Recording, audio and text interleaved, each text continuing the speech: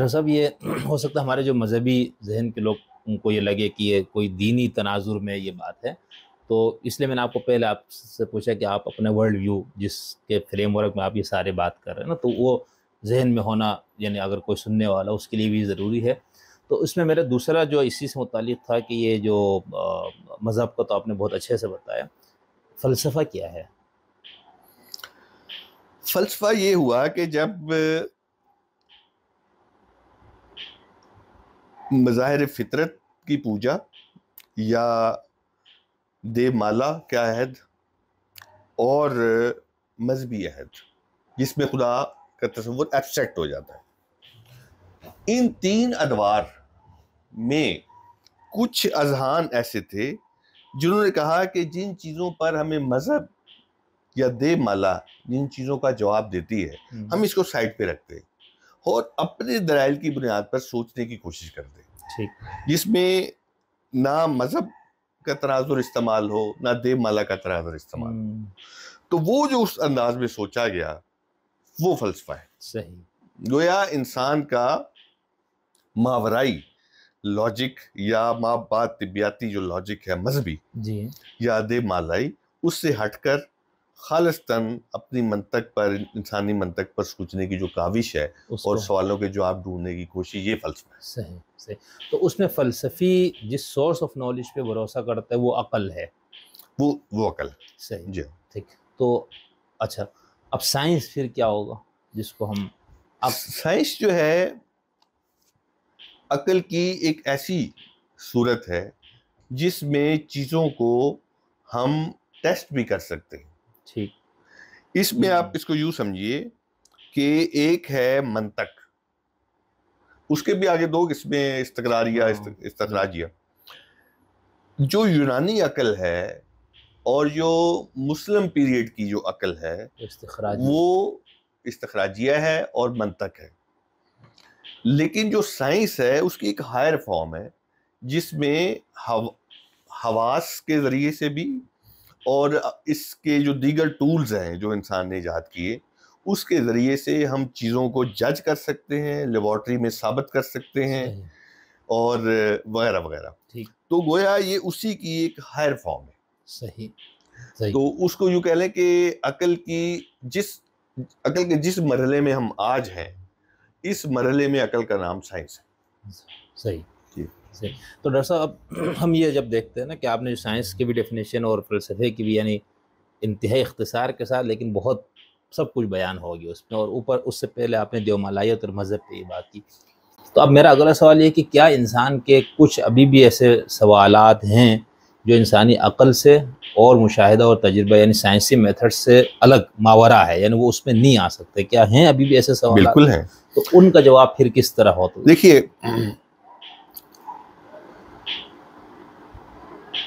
تعقل جو ہے وہ کسی نہ کسی صورت میں ہر جگہ حاوی رہا ہے، اور یہ تعقل ہی ہے جو انسان کا ارتقا جس نے بنایا ہے۔ ٹھیک ہے، وہ انبیاء ہوں، وہ شاعر ہوں، وہ فلسفی ہوں، وہ ریفارمر ہوں، ان سب نے عقل کا بھی استعمال کیا ہے اور مابعد طبیعت کا بھی استعمال کیا ہے۔ ٹھیک، استعمال جب میں کہتا ہوں تو اس سے مراد یہ نہیں ہے کہ وہ کوئی عیاری اور چالاکی کر رہے تھے، وہ دراصل اس کے اندر اس عہد کے جبر میں تھے۔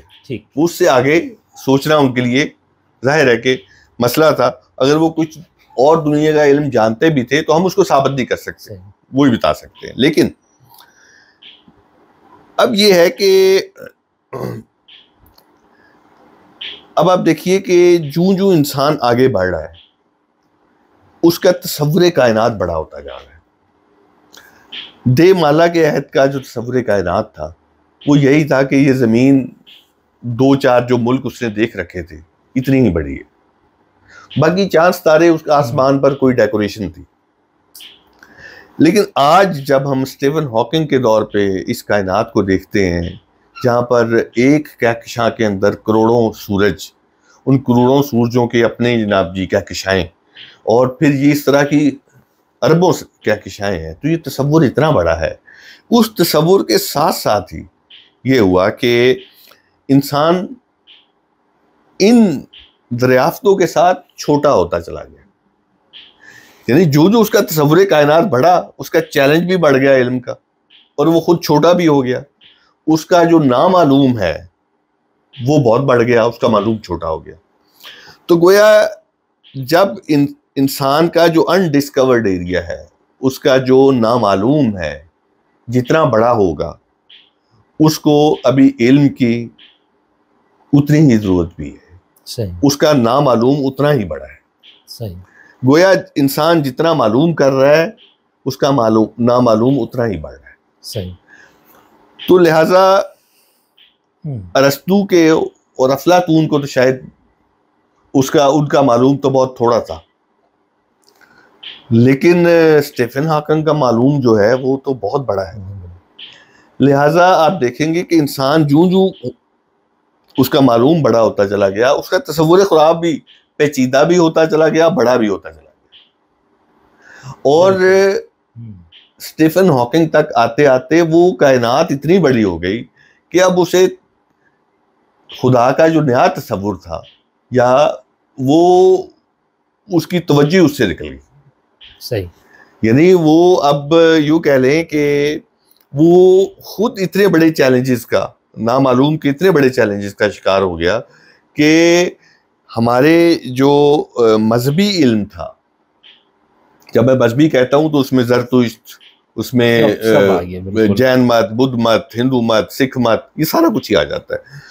تو وہ جو ہمیں اپنے عقائد, اپنا ورلڈ ویو, اپنی کتابوں اور اپنی سینہ بسینہ جو علم تھا اورل ہسٹری کے ذریعے سے دے رہے تھے, وہ آج کی کائنات اور آج کے معلوم کے مقابلے بھی اتنا چھوٹا تھا کہ اب اس کے اوپر کوئی تشکیک اور سوالات پیدا ہو گئے.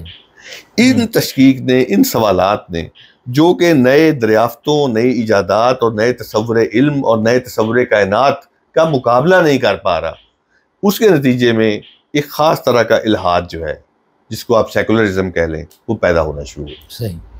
یہ علم جو ہے, یہ جو الحاد ہے, یہ نئے علوم سے بھی اس کو معاونت ملی. مثلا میتھ ہے, میتھ میں تو خدا نہیں ہے, فزکس میں خدا نہیں ہے, کیمسٹری میں خدا نہیں ہے, آرکیولوجی میں خدا نہیں ہے. اب علم کی جتنی شکلیں بن گئی, جتنی اس کی کیٹیگریز بن گئی, وہ ساری کی ساری جو ہیں وہ چونکہ سیکولر ہیں, تو اس کے اندر پھر دینیات یا مذہبیات جو ہے وہ خود ایک چھوٹا سا علم بن کے رہ گیا, اور سینکڑوں علم اس کے ارد گرد اکٹھے ہو گئے. اب اس نے ان تمام علوم کا مقابلہ کرنا ہے. یہ وہ مقابلہ ہے جو عام چھوٹا مذہبی ذہن اب دینے سے قاصر ہے. اگر وہ دیتا ہے تو وہ پھر ان علوم کے کو ملا جلا کے کوئی بات کرنے کی کوشش کرتا ہے. اب یا یہ ہے کہ کرکیگارڈ کے خدا کی طرح آپ انڈیویجول اور صرف آپ کے باطن کا ایک خدا رہے جو باہر نہیں ہے لیکن آپ کے اندر رہتا ہے, یا تو پھر آپ کو وہ خدا ماننا پڑے گا. لیکن خدا کا وہ تصور کہ ایک ایسی ہستی موجود ہے جو اس پوری کائنات کو چلا رہی ہے, پھر یہ سوال پیدا ہوتے رہے کہ کیا وہ ہستی جس طرح ہم ہینڈ پمپ سے پانی نکالتے ہیں اس طرح سے چلا رہی ہے کہ جب تک وہ ہینڈ پمپ چلا رہی ہے پانی نکل رہا ہے, یا اس نے کچھ اصول بنا دیے اور اس اصول پہ گھڑی کی طرح کائنات چل رہی ہے, وہ خود اب اس کو نہیں چلا رہا. اگر وہ اس طرح سے چل رہی ہے تو کیا وہ خود اس اصول کو توڑ سکتی ہے؟ کیونکہ اگر وہ اس ایک اصول کو توڑے گی تو پورا کائنات کا سسٹم کولیپس ہو جائے گا. بالکل. اگر یوں یہ سوچیں, اگر کولیپس ہو جائے گا تو وہ جو یہ کہے کہ کیا خدا جو ہے وہ اتنا بڑا پتھر بنا سکتا ہے جسے وہ خود بھی اٹھا نہ سکے. اب یہ بھی تو یہ پھر کچھ نئے ماڈرن ذہن کو پچھلے 200-300 سال سے خاص طور پر, اور ہم جو مسلم دنیا کے لوگ ہیں اور بر صغیر کے لوگ ہیں, ہمیں کم از کم بھی پچھلے محض 100 سال سے 125 سال سے ہمیں جدید علوم, جدید تصورات اور افکار و خیالات کے نتیجے میں ایسے فکری ذہنی چیلنجز کا سامنا ہے جس کی وجہ سے ہم تشکیک کا شکار ہیں. اور ہمارے عقائد اور ہمارے جو مابعد طبیاتی معاملات ہیں یا وہ ریویو ہونے والے ہیں، لیکن وہ چیلنجز ہیں، ان کو بہت بڑے بڑے یعنی یوں کہہ لیں کہ ٹکراؤ اور تصادم کا سامنا ہے.